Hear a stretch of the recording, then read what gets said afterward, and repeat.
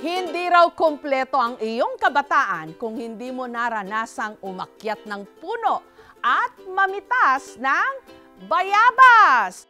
Bugtong-bugtong, nakayuko ang reyna, hindi nalalaglag ang korona. Sirit, bayabas. Maliliit man, hindi naman kinapos sa tamis-asim na lasa. Ito ang ating native guava. Introduce siya from tropical America.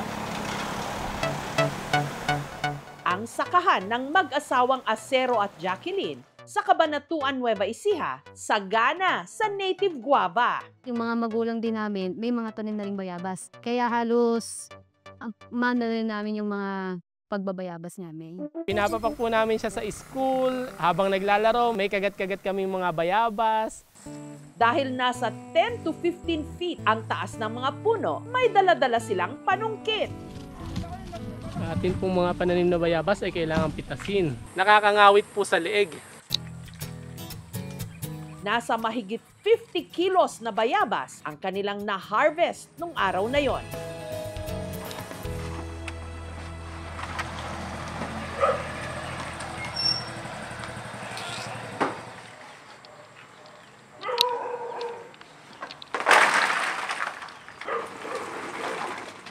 Dadating na po yung mamimili natin ng bayabas o yung tinatawag nating sakadora. Sila po ngayon yung pipili para mapili yung good na bayabas.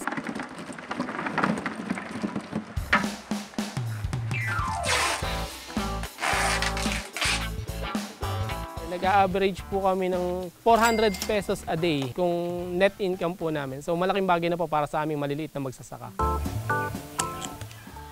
May sumasangit pong buso pero hindi masyadong magamit. Matamis na asim-asim, matapang ang lasa. Habang ang sobra, kanilang inulam. Pampaasim sa sinigang. Ito ang sinigang na baboy sa bayabas. O kung tawagin nila rito, binayabasan. Yung baboy. Latin natin ang native na bayabas.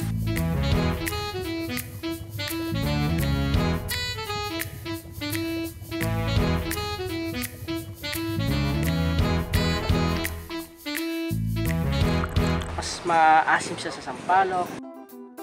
Manamis-namis, tsaka may konting pagka-asim po. Yung bayabas, throughout the year silang nagbubunga. Hindi sila actually kinocultivate kasi tumutubo lang yan. Ang native na bayabas, perfect din daw panghimagas. Ang 85 anyos ng si Vilma, ginagawa itong guava jelly. Isa sa mga favorite ko talaga ang bayabas. That's the reason why at 85, healthy pa ako, wala akong sakit. Ang katuwang niya sa paggawa ang mga kasamahan sa kanilang asosasyon na sina Eunice at Susan. Hiniwa muna nila ang mga bayabas. Hindi po kami gumagamit ng chopping board kasi madali naman pong hiwain, lalo po hinog. Ay, ilalagay na po namin doon sa kaldero. Ang mga pinakuluang bayabas, dinurog gamit ang sandok. At saka inilagay sa katsa para kolektahin ang katas. Pagkatapos nating isalin dito sa katsa, ibibitin pa natin yan para makuha pa natin mas maraming katas. Ayun yung iluluto mamaya yung sabaw na yun.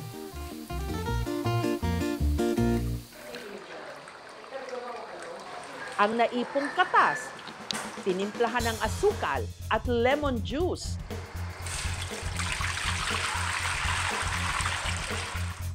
Pinakuluan sa talyasi. Kailangan haluin yan ng dahan-dahan. Mga 30 minutes yan, mag-thicken yan. At saka inilagay sa mga garapon. Mabibili 120 pesos kada garapon. Ang guava jelly, masarap ipalaman sa tinapay. Matamis-tamis po. Parang medyo malapot. Asin niya tamis, sakto lang. Bagay po to sa tinapay. Nag-start kami ng guava jelly nung magtayo ako ng kababaihan. It's composed of farmers' wives at saka yung mga retired teachers, seniors na. Habang buhay ako siguro, pero itutuloy din siguro ng mga kababaihan yan. Sa 2 ektaryang farm naman na ito sa Magpet, North Cotabato, may mahigit 1,000 puno ng bayabas na ang bunga bigat. Crunchy, parang mansanas. Kaya ang tawag nila rito, pinagsamang guava at apple. Guapol. Yung guapa galing sa Thailand, cultivar yun. So, ibig sabihin, ginalaw na ng science para mas lumaki. Ang mga bunga ng guapol sa farm ni Lino, ibinabalot niya sa plastic. Para protection niya sa fruit fly. Meron tayong mga 1,000 plus na puno ng bayabas.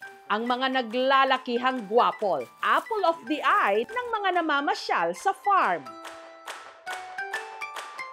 Ang gusto nila talaga, mag-pick talaga sa area para makaranasan nila kung paano daw mag-harvest. Isa sa mga nag-pick and pay si Raymart. Masaya kahit na mainit, masarap sa pakiramdam. Yung ikaw talaga kumukuha nung kinakain mo. Ang mga hinog, pagkapitas, pwede nang kainin. Walang liso, manamis-namis, crunchy, malambot siyang kainin. May tamis, ang crunchy, asarap niya nguyain. Masarap isawsaw sa sukang may sili o kaya bagoong. Pati na yung tinatawag nilang magic sauce.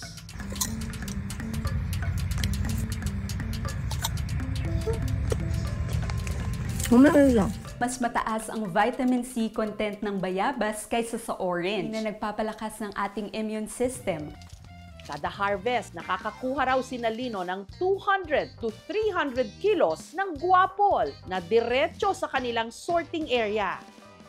Ang klase E natin, yung talaga makinis, saka maputi. Gaya nito, ito, ang classification ito kasi may damage sa konti, dito natin ilagay sa class B. Ito naman, ito ang classification ng class C. Marami siyang damage.